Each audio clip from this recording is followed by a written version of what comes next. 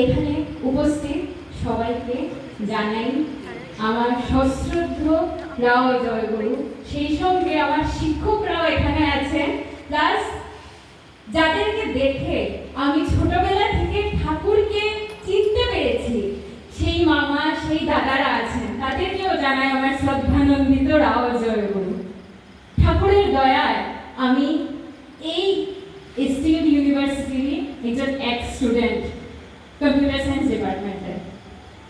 আর ঠাকুরের দয়ায় আমি আর চাকরির সূত্রে আমি ফিনান্সিয়াল লাইনে আছি, বাট আমি এখান থেকেই যা শিক্ষা আমি পেয়ে আমি গেছি, যেটা আমরা বলি যে ডিগ্রি, সেই ডিগ্রির শিক্ষাটা আমি এই এসটিইউ ইউনিভার্সিটি থেকে পেয়ে গেছি। তারপর আসে আমার জীবনের কালচার, ভ্যালুজ, ট্রেডিশনস, আমাদের বিশ্বের বললেন যে এগুলো যদি না থাকে তাহলে একটা প্রকৃত মানুষ হয়ে উঠতে পারে না। সেগুলোই কিন্তু আমরা পাই কেবল জীবন্ত আদর্শকে ধরতে। আমার জীবনে এমন একজন আয়নার প্রয়োজন যাকে দেখে আমি আমার জীবনের লুপহোলসগুলো আমি পয়েন্ট আউট করতে পারি। তো প্রথমে আসি এই যে আমাদের আজকে topic, awareness regarding character building and creating positive values in life. Character, Thakur বলছেন যে ক্যারেক্টার মানেই হচ্ছে চরিত্র, যাকে আমরা বাংলায় বলি চরিত্র। চরিত্র মানে হচ্ছে আচরণ। তো এই আচরণটা আমি কেমন করে চলব? কিছুদিন আগে আমরা রামনবমী পালন করেছি। কিসের জন্য? সেই যে মর্যাদা পুরুষোত্তম রাম, তার জীবনটাকে যদি আমরা ফলো করি, an idealistic son, an idealistic husband, an idealistic father, সব দিক দিয়ে তিনি পরিপূর্ণ। সেটার জন্যই আমরা তাকে কিন্তু আমরা পূজ্য, সেটার জন্য আমরা পূজ্য। আমার যে বোনটা বললো চন্দনা একটু আগে, যে আমার লাইফে আমি আমার চরিত্রটাকে ঠিক করবো, তবেই কিন্তু আমি আদর্শবান হতে পারবো। আর আদর্শবান আমি এমনিতেই হয়ে যাব না, আমার সামনে একজন আয়নার প্রয়োজন। একটা ছোট্ট উদাহরণ দিই। একটা ছোট্ট বাচ্চা যখন সে ছোট থাকে, সিন্স চাইল্ডহুড, একটা বাচ্চার কিন্তু ক্যারেক্টার তার বিল্ড আপ করা শুরু হয়ে যায়।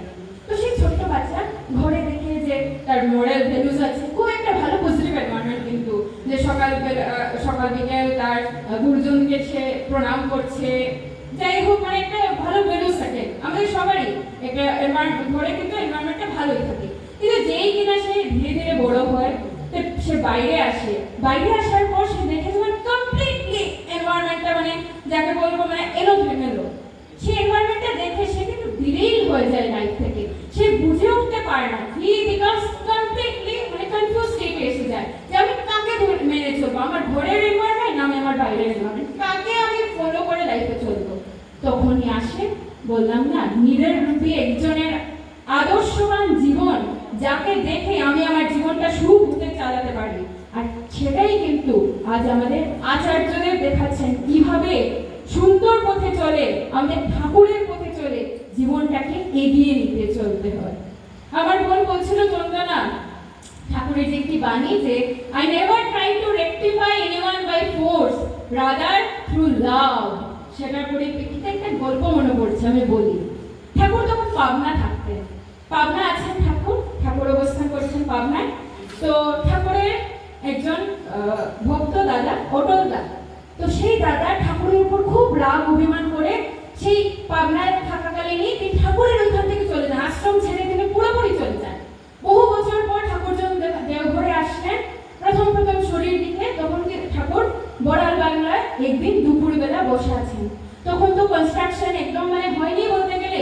তো ঠাকুর যে জায়গাটায় বসে আছেন সেই জায়গাটায় ঠাকুর স্পষ্ট দেখতে পাচ্ছেন যে অটলদা ধীরে ধীরে ঠাকুরের দিকে আসছেন, একদমই জীর্ণ অবস্থা, একদম আনটাইডি হইতে, এলোথেলো চুল, কাপড় চোপড়ের কোনো ঠিক নেই, এইভাবে তিনি ঠাকুরের দিকে আসছেন। দূর থেকে ঠাকুর সেটা লক্ষ্য করলেন এবং ঠাকুরের পাশে ছিলেন সেবারত একজন মা। সেই মাকে বললেন, তুই শিগগিরই গিয়ে তুই রান্না বান্না কর, আর যখন অটল তোর সাথে পাশে যখন আসবে তখন তাকে বলবি যে তোর করে খাওয়ার জন্য। আর আরেকজন ছিলেন ঠাকুরের সেবায়, আমরা যারা সৎসঙ্গীরা জানি, থাকেন একজন ডক্টর প্রিয়ারি নন্দী, হয়তো আমরা এখানে অনেকেই জানি না। তো সেই দাদাকে বললেন, তুই শিগগিরই গিয়ে বাজার থেকে নতুন জামা কাপড় ও ছাতা নিয়ে আয়, আর সেই অটল যখনই আসবে তখন তাকে এগুলো উপহার স্বরূপ দিবি। যাই হোক, অটলদা যখন আসলেন ঠাকুরের কাছে এসে প্রণাম করতেই ঠাকুর উচ্চ স্বরে বলে উঠলেন, ঝাঁকের মাছ ঝাঁকে ফিরে আইছে। এত ওয়ার্ম ওয়েলকামিং। আমরা যদি থাকতাম আমরা কি করতাম? আমরা আরো দূরে ফেলে দিতাম, বলতাম আমার থেকে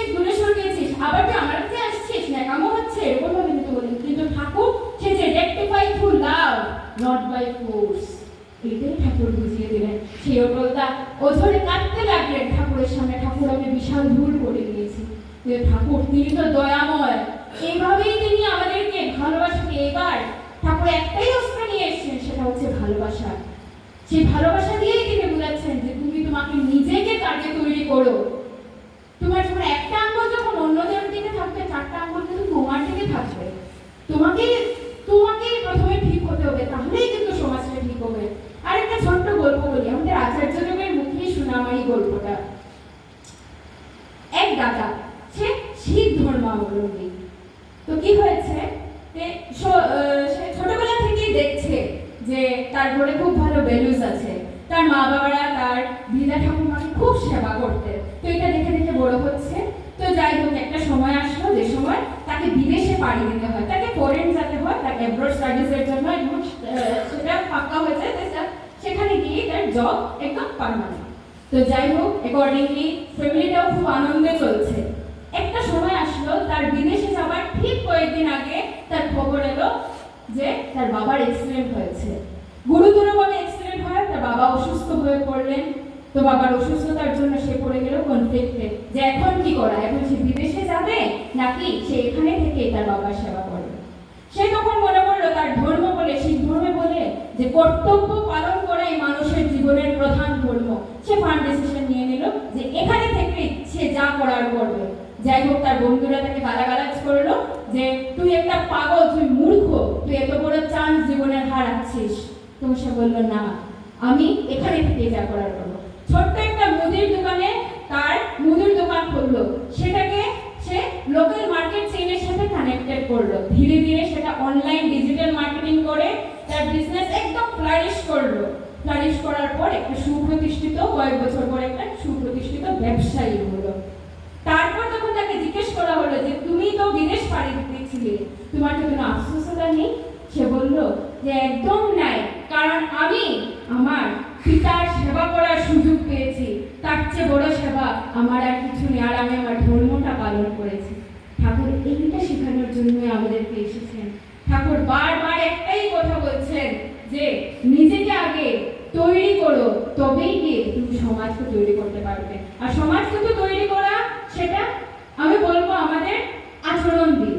আচরণ যা দেখাচ্ছেন তা কিন্তু তার আচরণ দিয়ে।